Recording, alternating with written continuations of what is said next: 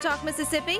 You are tuned into your radio happy hour. That's the good things. I'm your host, Rebecca Turner. We are joined by Rhino in studio. Now go ahead and get in the fall state of mind and plan you a cool-weathered Mississippi staycation or vacation. All you need to know is over at visitmississippi.org. And if you're headed to the Mississippi Gulf Coast, or maybe you call it home, then you can help with the Hurricane Ida recovery efforts.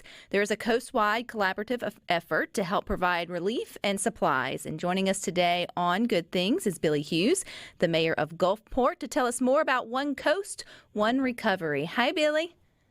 Hey, Rebecca. How you doing? It's good to have you on Good Things. I think this is a wonderful topic. I know that the coast considers itself one big community, so it makes sense that you would have one big effort to help with the relief. But how did this come about? Well, it's an extension of this One Coast mindset we've kind of fostered, and the One Coast component came about years ago when we had people really trying to divide us because of our differences. Each community down here, if you've spent any time, is really unique and has its own personality. And we decided, we need to really start talking about a rising tide lifts all boats and celebrate our differences and make that I had no idea moment for people who come down and visit, whether it's for multiple returns or for the first time. Usually they're very surprised pleasantly with what they see, what they experience, and what they have. And so with this network, the coastal mayors tend to get together on a fairly regular basis. As a matter of fact, during COVID, we had this type of video chat every single week, whether it was with Dr. Dobbs or Governor Reeves or Speaker Gunn or Lieutenant Governor Hoseman or just any number of folks who might be relevant to the discussion. And so in this network, we saw a need. And of course, back in 2005, we got hammered by Katrina. And we were the beneficiary of a very compassionate, sustained effort. We learned a lot of lessons on how to recover, how to maximize your resiliency, how to help others. And there's so much selflessness that we see in these storms. And I like to say, often we see the worst of Mother Nature, but the best of humanity. People doing a lot of reaching out, a lot of selflessness. And I've already seen it with the people in Louisiana that I've been talking to. And so we just kind of got together and did an extension of this One Coast and called it One Recovery. We try to pay forward no matter what it is. So we sent teams down to Rockport in Texas. In Houston had its floods. We've been in Mexico Beach with Hurricane Michael a couple of years ago that got just slammed. And so if there's a regional response we can help support, we're going to do it. And so, guys, that's what it is. Yeah, and Mayor, you mentioned that sadly from experience, the Gulf Coast knows kind of what's needed first, right? We oftentimes want to rush in and help and provide things too soon, but there's sort of a process with recovery from a natural disaster like a hurricane. I read where Sheriff Peterson may have been one of the first to have the ideas of starting to coordinate this effort, and what were the first things that would be needed, or maybe the first places that would be in need of the recovery aid. So how are things coming together? How are y'all piecing this together for getting stuff to the coast that needs it? So that's a great question. Our law enforcement community has a tremendous network, and it's kind of a fraternal brotherhood where they've got contacts all across the country and certainly next door.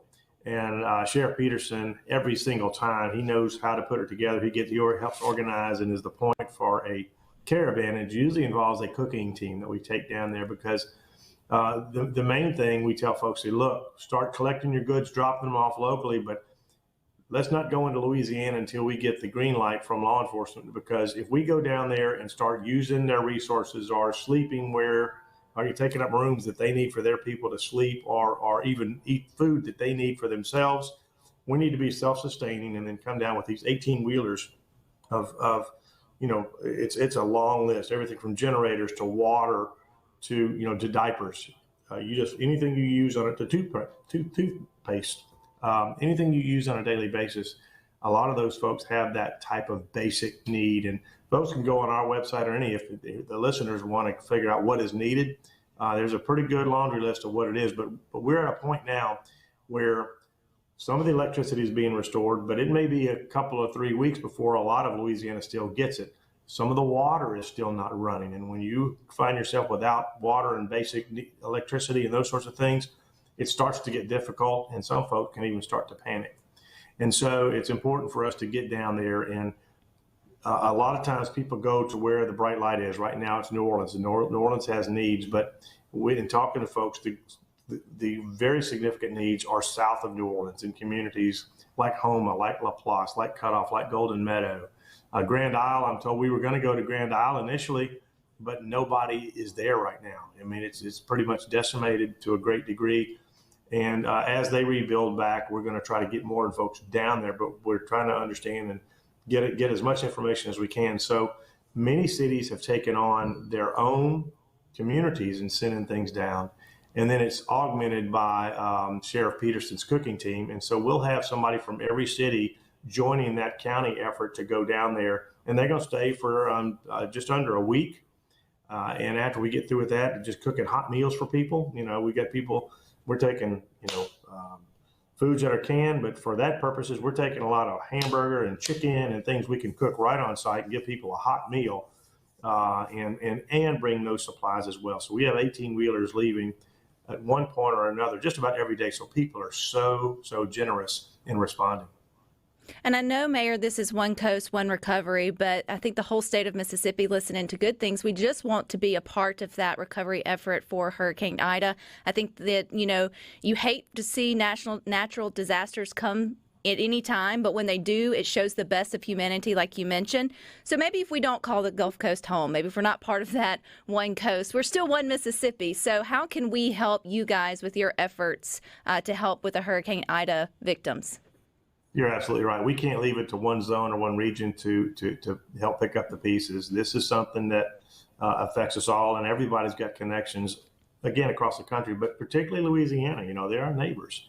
And so Mississippians can do a great deal because we have benefited from the goodness of others. And I will tell you, the church groups, they're able to organize manpower in the areas where there's been floodwaters and real severe damage. Sometimes you just need teams of people to help you pick up and move on or clear out and clean up and that sort of thing.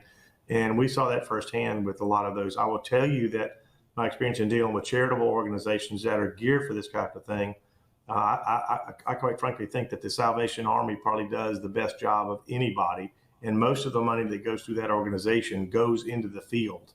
They're not, they're just not so big. They're unwieldy. They really do have their act together well. Catholic Charities is another one that does a good job.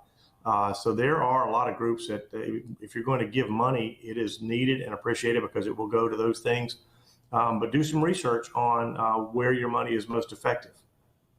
And that's always a good thing, too. And I know that you have drop-off places all throughout the Gulf Coast, if those listening within driving distance, or maybe they're taking a trip down at some point. I think your fire stations have become a secure drop-off point, or you can clarify that, Mayor.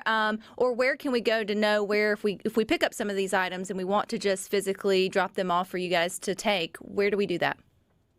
Go to Coastal Mississippi.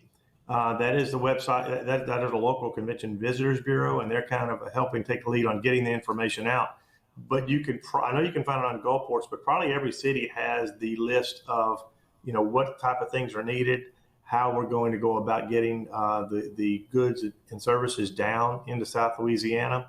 But you can right now. What's really cool about how the cities have come together, every single city across the coast has opened their fire stations for drop-offs, which is terrific. And we've already had Columbus, Georgia's coming in this weekend with a huge truckload. We had Gulfport, Florida, coming to Gulfport, Mississippi a couple of days ago.